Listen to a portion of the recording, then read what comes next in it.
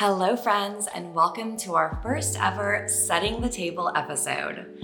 I'm super excited about today's episode because I have been sharing my Thanksgiving tables on CamilleStyles.com for years, and it's always something that you guys really love. So I'm really excited about the chance to just go deeper and really show you guys the step-by-step process for how I set the Thanksgiving table from start to finish.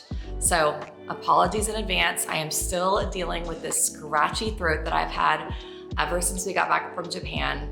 I don't know what's going on, but we are just gonna try to push through and make it happen. Adam and I have actually hosted Thanksgiving at our house for both sides of our family every year since we got married. So for the last 13 years.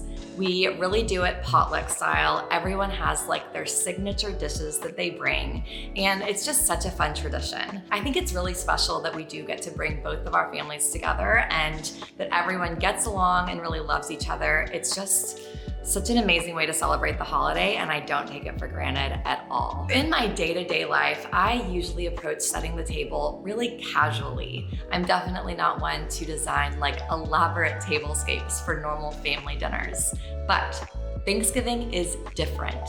Yes, I want delicious food, I want to make great memories with my family, but I think it's also a really great time to just elevate the table and make it feel special.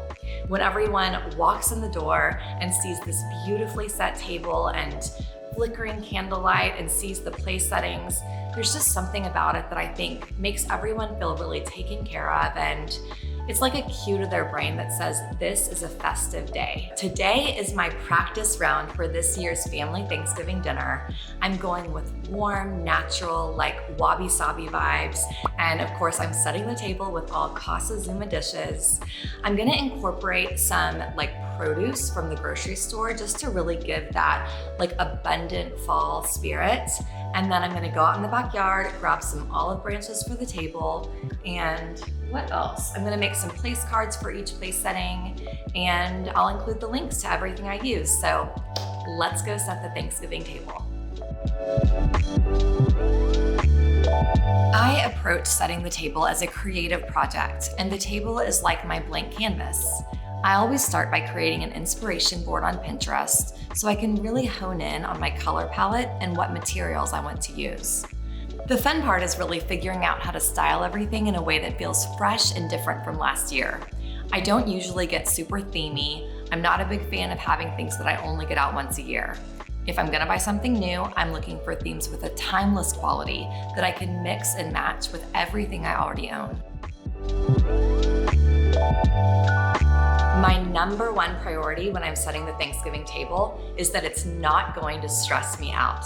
That's why my top tip is to set the table the night before. There's already so much to think about the day of Thanksgiving, between inviting all your guests, getting the food on the table, there's a lot to do.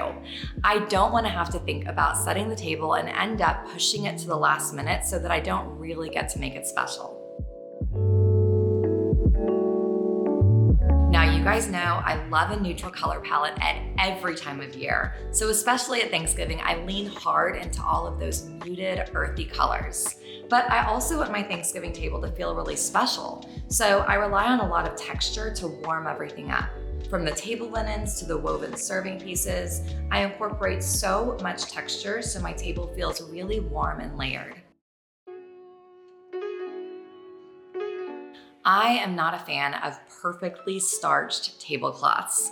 My vibe is like a casual runner or table throw that's just tossed casually over a table and lets the beauty of the wood table really shine through. So today I'm using our white linen table throw from Casa Zuma, and it's really fresh and just makes the perfect palette to everything else that we're gonna layer on top of it. Also, hot tip, I almost never iron my tablecloths anymore. I love using my wrinkle release spray, and I usually just give the entire tablecloth or runner a spritz before I shake it out or throw it in the dryer. The result is that perfectly rumpled but not too wrinkled look that I love. I am a dishes girl. My passion for stoneware and pottery and just all of the beautiful ceramic pieces was one of the main things that inspired me to start Casa Zuma. All the pieces in our collection are in a neutral color palette, so I can mix and match everything and continually come up with a fresh look. Today I'm using plates from our Playa dinnerware collection, recycled glass goblets, and our teak wood flatware sets. I definitely gravitate towards things that are handmade and rustic and not too perfect. These are the things that really give a table its character and make it feel warm and welcoming. I'm using a mix of our recycled stemless wine glasses, tumblers, and goblets from Casa Zuma. I love recycled glassware for a few reasons. First, it's sustainable. It's also super beautiful, and it gives a more casual and rustic feel to the table. I also love that these can all go in the dishwasher. Instead of buying flowers, I went into the backyard and I pruned a few branches from our olive tree. Then I laid them simply down the middle of the table, almost like a natural runner. I just love this effect. I think flickering candlelight is the easiest way to make an impact on the table. You could literally let candles be your entire centerpiece and it would still feel so special. I keep a mix of ceramic and wood candlesticks that I've been collecting for years, and I like to mix and match them. Some of them are special marble and stoneware that I've collected through the years, while others are from Target, and I love this high-low mix that it creates. Thanksgiving is the perfect time to let your food double as the decor.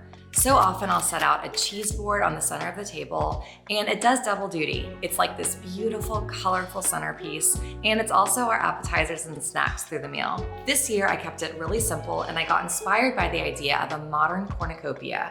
But instead I used our mango wood serving platter from Casa Zuma, and I just filled it up with the prettiest fall fruits and veggies. I love to tuck simple conversation starters under each plate to spark discussion throughout the meal. Creating connection and meaningful conversation around the table is what it's all about. Okay, let's see. We need some good, juicy questions.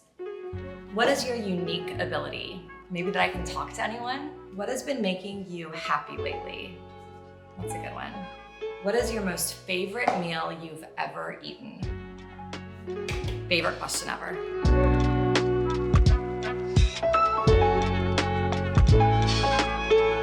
I hope that you feel inspired to use what you have, infuse it with your own creativity, and be inspired by nature and the beauty of the fall season.